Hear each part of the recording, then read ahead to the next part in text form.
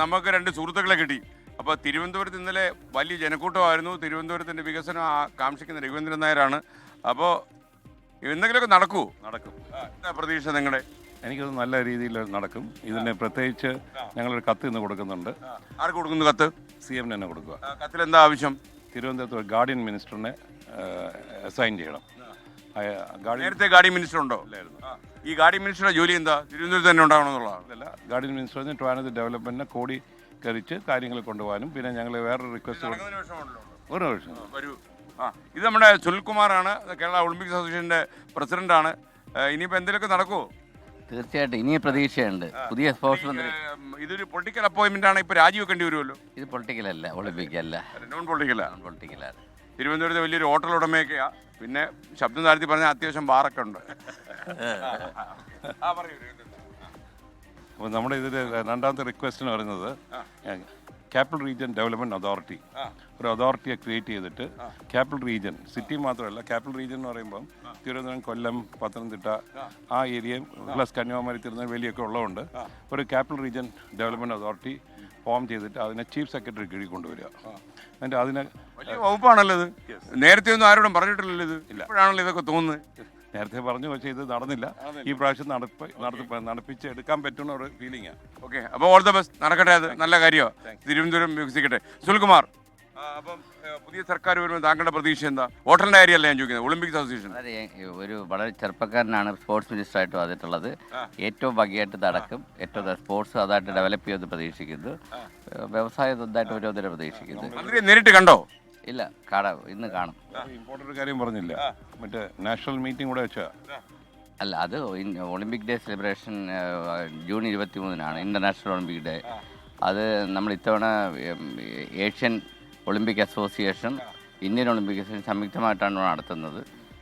19,000 പേര് പങ്കെടുക്കുന്ന വിപുലമായ റാലി അടക്കം വിപുലമായ പരിപാടിയാണ്. അതുപോലെ തന്നെ ആദ്യമായിട്ട് ഇന്ത്യൻ ഒളിമ്പിക് അസോസിയേഷൻ്റെ എക്സിക്യൂട്ടീവ് ബോർഡ് മീറ്റിംഗ് ട്രിവാൻഡ്രത്താണ്.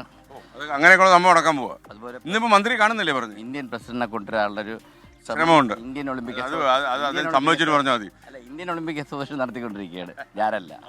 അല്ല, ഈ തിരുവനന്തപുരത്ത് കുറച്ച് കാലത്തിന് ശേഷം ഒരുപാട് ആളുകളെ കാണുന്നുണ്ട്. പണ്ട് UDF ഭരിക്കുമ്പോഴും ഒരുപാട് കേസ് കെട്ടും കൊട്ടേഷനുമായിട്ട് ആൾക്കാർ ഇറങ്ങുമായിരുന്നു. അപ്പോൾ മന്ത്രി കാണാൻ പോകുമ്പോൾ അതിനായിട്ടൊരു കതറുടുപ്പ്. അപ്പോൾ ഇന്ന് മന്ത്രി കാണുന്നില്ലേ പറഞ്ഞു? ഉടുപ്പ് മാറിയിട്ടില്ലല്ലോ. ഇല്ല, നമ്മൾ സ്ഥിരം വേഷത്തന്നെ. ആളുകളുടെ തിരക്ക് കൂടിയിട്ടുണ്ട്. അത് കൊട്ടേഷൻ ഇവിടെ ഞാൻ അന്വേഷിച്ചപ്പോൾ ഒരു ഹോട്ടലിലും മുറിയില്ല.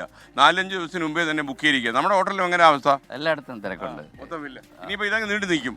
ഇതിൻ്റെ തീർച്ചയായിട്ടും നല്ല ഈ മന്ത്രിസഭ ഏറ്റവും ശ്രദ്ധ വെക്കേണ്ട ഒരു കാര്യമാണ്. നാടിൻ്റെ വിവിധ ഭാഗങ്ങളിൽ നിന്ന് ഈ മിഡിൽമെൻമാർ ആൾക്കാർ തിരുവനന്തപുരത്ത് നിന്ന് ഇറങ്ങും കൊട്ടേഷനുമായിട്ട്. തിരുവനന്തപുരത്ത് നമുക്ക് മന്ത്രി ഒന്ന് കാണാൻ നീ എന്ന് പറഞ്ഞിട്ട് ഇറങ്ങുന്ന ആൾക്കാർ ഇത് നടക്കാൻ പോകുന്നില്ല. പാവപ്പെട്ടവന്മാരെ കാശ് പോകും. അല്ല, ഇതിനോടൊന്നും അഭിപ്രായം പറഞ്ഞ ആളല്ല. ഹോട്ടലോടമയാ പറഞ്ഞ പ്രശ്നമായി. അല്ലല്ല, അതിലൊന്നും ഞങ്ങൾക്ക് അഭിപ്രായം ഇല്ല. അങ്ങനെയുള്ള മിഡിൽമാരുണ്ടോ എന്നുള്ളത് എനിക്കറിയത്തില്ല. അഭിപ്രായം പറയുന്ന ആൾ എൻ്റെ കൂടെ ഉണ്ട്. ഒരുപാട് ആൾക്കാർ വന്നിറങ്ങാൻ സാധ്യതയുണ്ട്. ഒത്തിരി ആൾക്കാർ വരും. പക്ഷെ എനിക്കതൊന്ന് 24 ചാനലിൽ ഏറ്റവും ഇമ്പോർട്ടൻ്റ് ആയിട്ടൊരു കാര്യം ചെയ്യണം.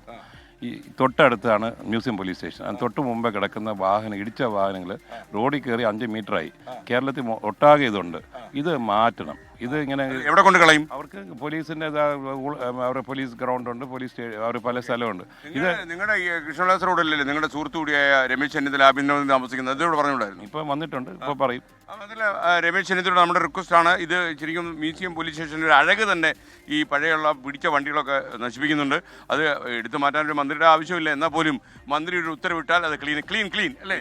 ക്ലീൻ ആക്കി മാറ്റും. അപ്പോൾ അവിടുന്ന് അങ്ങ് തുടങ്ങാം മന്ത്രിക്ക്. പിന്നെ ആഭ്യന്തരമന്ത്രിക്ക് എല്ലാ ആശംസകളും. അപ്പോൾ ഇനിയിപ്പോൾ ഏറ്റവും വലിയൊരു പ്രശ്നം, നിങ്ങൾക്ക് 13 വിശ്വാസമുണ്ടോ? നല്ല കാര്യങ്ങൾ 13 തുടങ്ങാൻ ധൈര്യമുണ്ട്? എനിക്ക് ധൈര്യമുണ്ട്. എല്ലാ നമ്പറിലും വിശ്വാസമുണ്ട്. അപ്പോൾ എന്നാൽ 13-ാം നമ്പർ കാറ് ഇപ്പോൾ കേരളത്തിലെ ഒരു മന്ത്രിക്കും ആവശ്യമില്ലെന്നാണ് ഷബീദ് റാവുത്തർ പറയുന്നത്. ഷബീദെ, ഈ 13 എടുത്താൽ ഒരുപാട് ദിവസം കസേര കാണത്തില്ലെന്നുള്ള പേടിയാണോ അവർക്ക്? അതിനകത്ത് ഒരു ഈ അശുഭ സംഖ്യ സൂചന എന്നൊക്കെയുള്ള വിശ്വാസമാണ്. അത് ഈ 13 നമ്പർ കാറിന് മാത്രമല്ല, നമ്മുടെ ഈ മൻമോഹൻ ബംഗ്ലാവ് എന്ന് പറയപ്പെടുന്ന ഔദ്യോഗിക വസതിക്കും അതുണ്ട്. ഈ കാറിന്റെ കാര്യം പറഞ്ഞാൽ 2006 VS സർക്കാരിന്റെ കാലത്ത് അന്ന് MA ബേബി അങ്ങോട്ട് ആവശ്യപ്പെട്ട് ഈ കാർ വാങ്ങിയിരുന്നു. അതിനുശേഷം 2016 ആദ്യ പിണറായി സർക്കാരിന്റെ കാലത്ത് തോമസ് ഐസക്കാണ് ആ കാർ ഉപയോഗിച്ചത്. രണ്ടാം പിണറായി സർക്കാരിന്റെ കാലത്ത് നമ്മുടെ കൃഷിമന്ത്രിയായിട്ടുള്ള P പ്രസാദ് ആയിരുന്നു ആ വാഹനം ഉപയോഗിച്ചത്. ഏതായാലും ഇത്തവണ ആ വാഹനം ആർക്കും വേണ്ട എന്ന രീതിയിലാണ് ഇപ്പോൾ കാര്യങ്ങൾ പോകുന്നത്. ഇതുവരെയും ആരും ആവശ്യപ്പെട്ടിട്ടില്ല. മാത്രമല്ല, ചില ആൾക്കാർ അവരുടെ ഈ വ്യക്തിപരമായ ഇഷ്ടങ്ങളുടെ പേരിൽ പ്രത്യേക നമ്പർ വാങ്ങിയിട്ടുണ്ട് ചോദിച്ചത്. ഇപ്പം രമേശ് ഷബീദ, ഈ ഷിബു ബേബി ജോണും അതുപോലെ CP ജോണിനും അപ്പോൾ ഈ 13 എടുക്കുന്നതുകൊണ്ട് കുഴപ്പമില്ല. പക്ഷെ അത് CP ജോണിന് ഒരുപക്ഷെ CP ജോണിലേക്ക് എത്തുമായിരിക്കാം, നമുക്കത് അറിയില്ല. നിലവിൽ അല്ല, CP ജോൺ അവശേഷിക്കുന്ന ഏക കമ്മ്യൂണിസ്റ്റ് മന്ത്രി എന്ന് പറഞ്ഞ ആളാണ്. ഇനിയിപ്പോൾ 13 കുഴപ്പമാണെന്ന് പറയാൻ പറ്റത്തില്ല. അത് ഭയങ്കര കാര്യമാണ്. അങ്ങനെ പുള്ളി അത് എടുത്താൽ സ്വാഭാവികമായിട്ട് അതൊരു വലിയ ചലഞ്ച് ആവും. അതൊരു വലിയ വാർത്തയാവും അല്ലേ? ഉറപ്പായിട്ടും CP ജോണിന് 13. അതെ, ഗംഭീര ടൈറ്റിലായിരിക്കും. ഇതിനകത്ത് ഓരോരുത്തരും നമ്പർ എടുക്കുന്നത് ഭയങ്കര രസമായിട്ട്. ഇപ്പോൾ OJ ജനീഷ് എടുത്ത് 10, അത് മെസ്സിയുടെയും സച്ചിന്റെയും നമ്പറാണ് 10 എന്നുള്ളത്. സച്ചിൻ നമ്പറാ അത് അങ്ങനെ എടുത്തു. പിന്നെ അത് നന്നായി. അതെ, സ്പോർട്സ് അദ്ദേഹത്തിന്റെ അല്ലേ? അതെ. പിന്നെ 51 എന്ന് പറയുന്നത് ഷിബു ബേബി ജോൺ അങ്ങോട്ട് ചോദിച്ച് ആവശ്യപ്പെട്ട് ആ നമ്പർ എടുത്തു.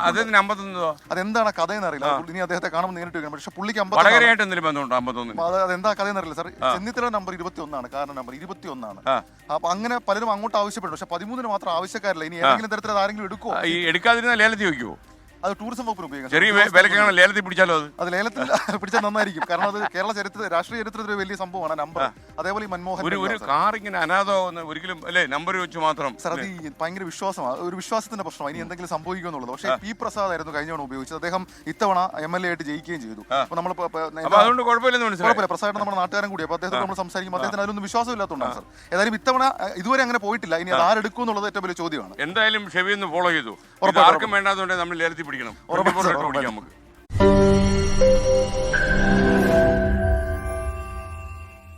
ലോകത്തെവിടെയായാലും ഏത് സമയത്തും 24 വാർത്തകളും ഓഗ്മെന്റഡ് റിയാലിറ്റി പാക്കേജുകളും എക്സ്പ്ലെയിനറുകളും വിശദമായി കാണാൻ ഞങ്ങളുടെ YouTube ചാനൽ നിങ്ങൾക്ക് സബ്സ്ക്രൈബ് ചെയ്യാം.